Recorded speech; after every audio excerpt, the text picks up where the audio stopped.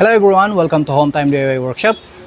And for today's video, mag-unbox tayo ng bago nating acquired na pressure washer. Ang brand nito is Black & Decker. Fortunately, naka-avail tayo sa 40% discount ng Robinsons True Value dahil sa 30th anniversary nila. So, nagbigay sila ng big discount at sale, at yun ay naka-avail tayo. So without further ado, buksan na natin.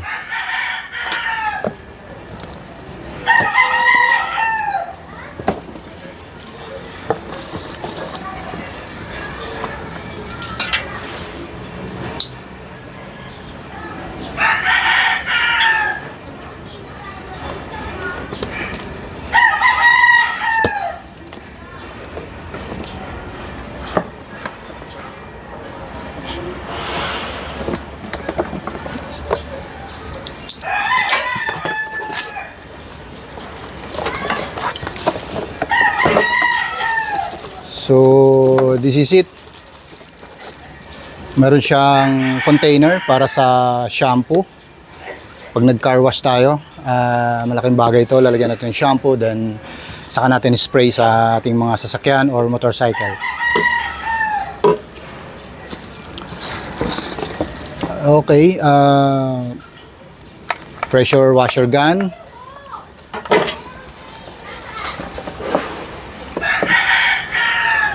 Extension, gun extension, at yung nozzle niya.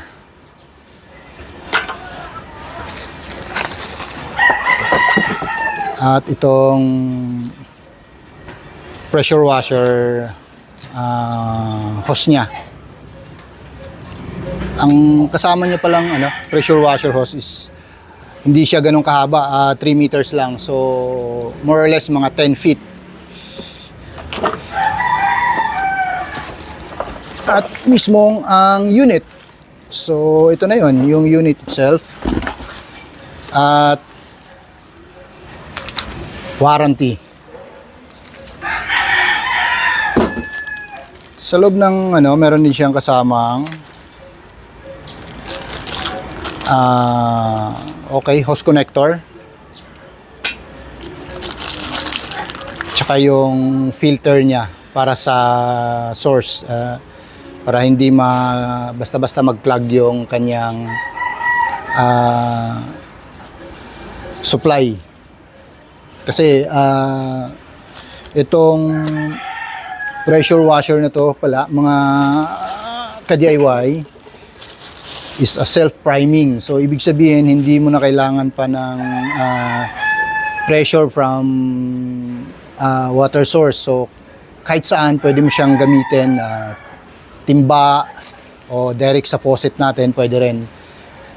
Pero para mas tipid, sa timba na lang tayo. Ilalagay lang natin itong hose na to. Kabit natin dito sa likod niya. At ilagay natin sa timba.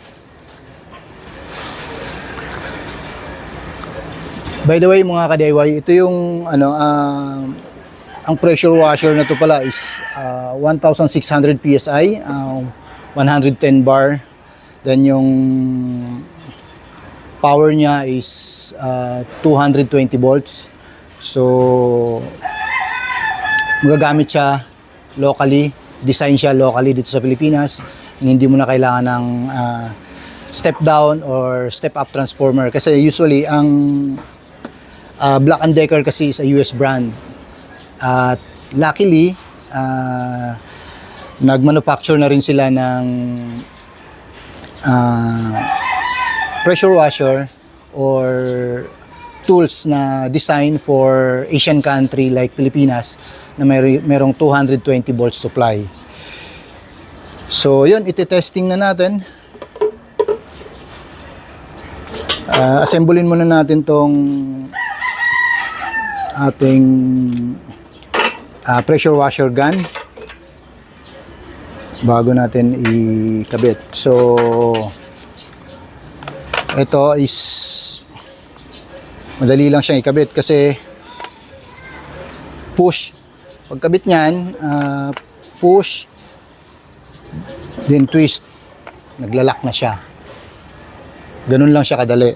Then, yung ano naman niya, sprayer na, yung nozzle niya, ano mo lang siya, yan. Hanggang sa mag-click siya yon, lock na yun.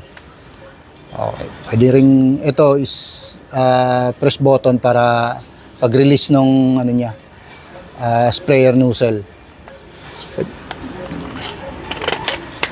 Yan, nasa taas siya para kita. At ang kagandahan nito mga ka-DIY, meron siyang lock.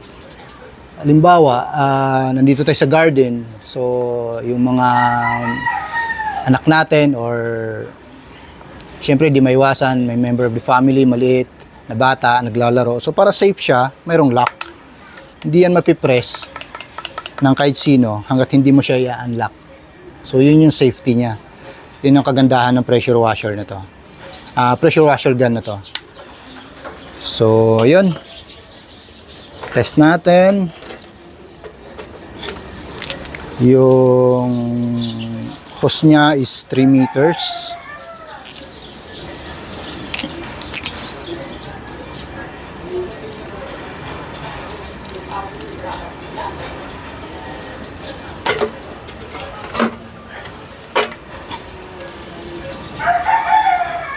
Yun. Yung sa hose niya, dito mo siya ilalagay. Ito.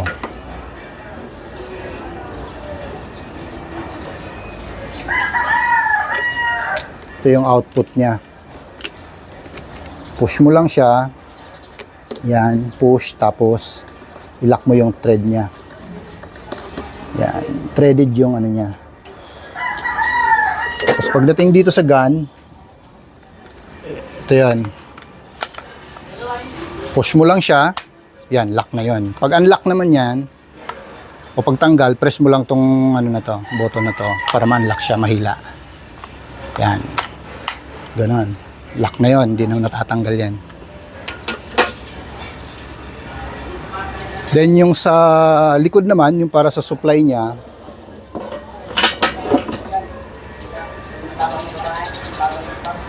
gagamitin natin tong connector, hose connector. Ayan. Salpak mo siya rito. Ayan. Okay. Lock natin. Tapos, dito sa likod, andito yung inlet para sa supply. Then, ikabit natin tong filter connector niya dito sa likod. Ayan. Hand tight lang siya kasi plastic, baka mamaya masobrahan. So pagka mahigpit na siya, since gasket type naman siya, so safe siya at walang leak. Ngayon, salpak na natin tong connector. Sagad natin para walang tagas, hindi magli-leak. 'Yon. Hindi na siya maluwag. Yan. Tapos, yung supply niya is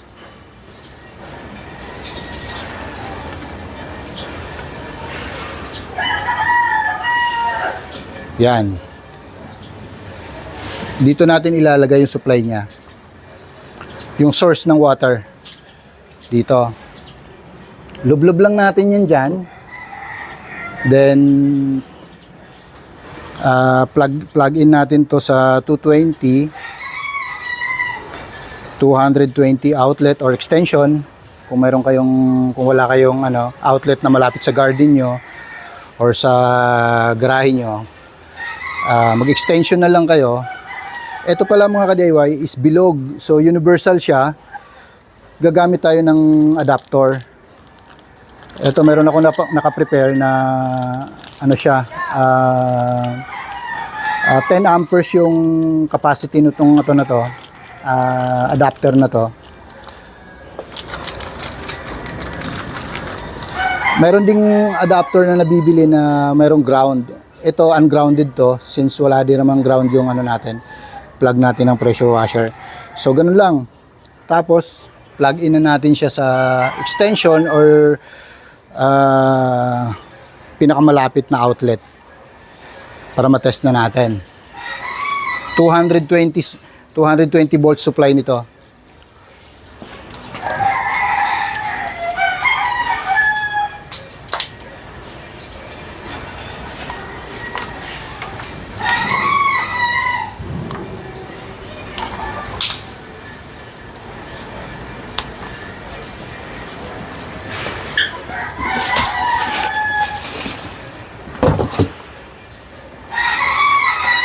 Testing natin, naka-plug in na siya sa 220.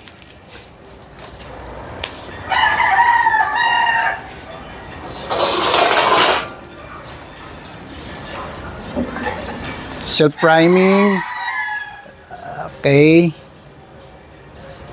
Pag on nito, itong knob na to, twist mo lang siya clockwise. Yan. Pag off naman, counterclockwise.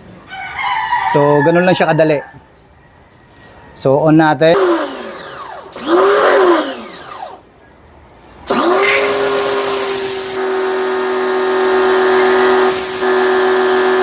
Yan. Yan. Namamatay siya pagka ano siya, may trigger switch. So, pagka dine-activate mo yung gun, namamatay din kusa yung motor, yung pressure washer. So yun yung kagandahan nito, safe siya at hindi siya nasisira, hindi siya umiinit kasi tuloy-tuloy na, unlike nung iba na tuloy-tuloy, hindi siya nag-automatic. So ito is kusa siyang namamatay pagka tinigil mo rin yung pag-press ng pressure washer gun niya. So yun, pwedeng yan.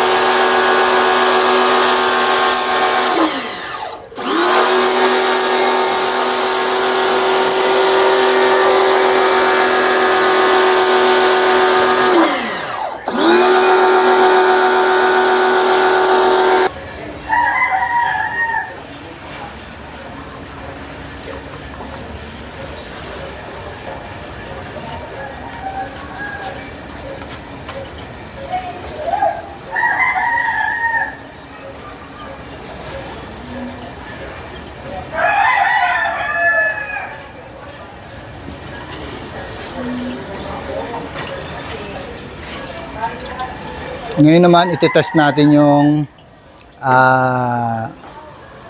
yung container niya. Lalagyan natin ng sabon. Ang ilalagay natin dito is Joy para mabula siya, makita natin. Pero pagka ang i-wash natin is magka-car wash tayo ng sasakyan natin, kailangan car shampoo ang ilagay natin para hindi basta-basta masisira yung paint. Off muna natin for safety. Yan. Then lagay tayo ng lagay tayo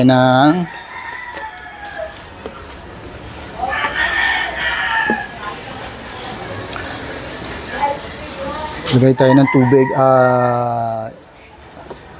sabon.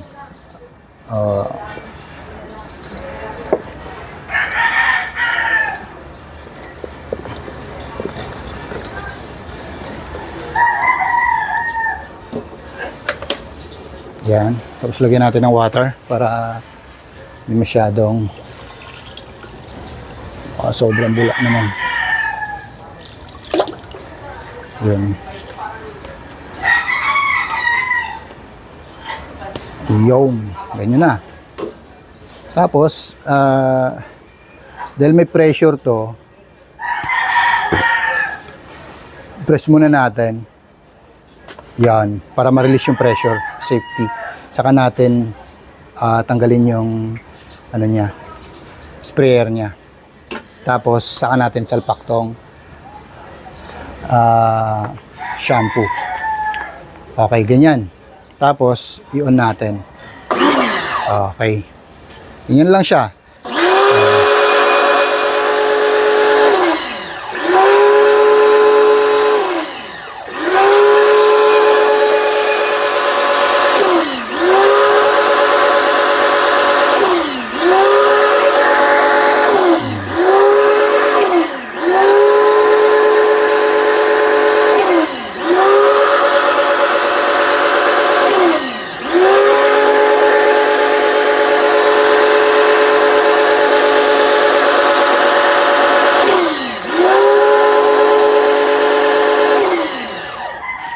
So yun, ganun kaganda ang pressure washer na to.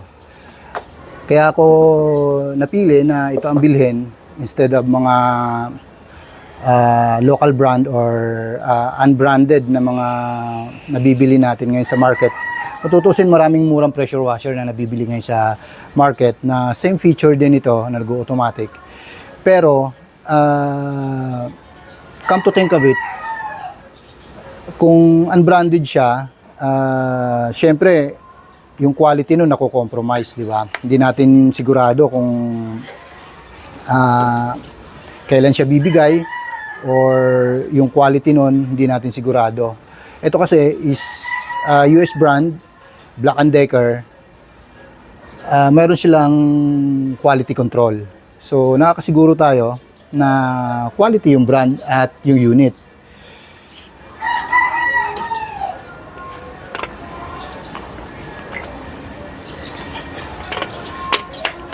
Yan.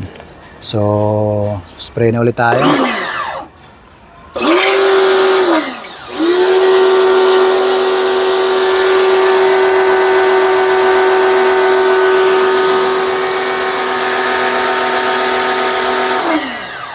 Ganun siya kalakas. Pakita ko sa inyo. Gano'n siya kalakas, ha. Yan.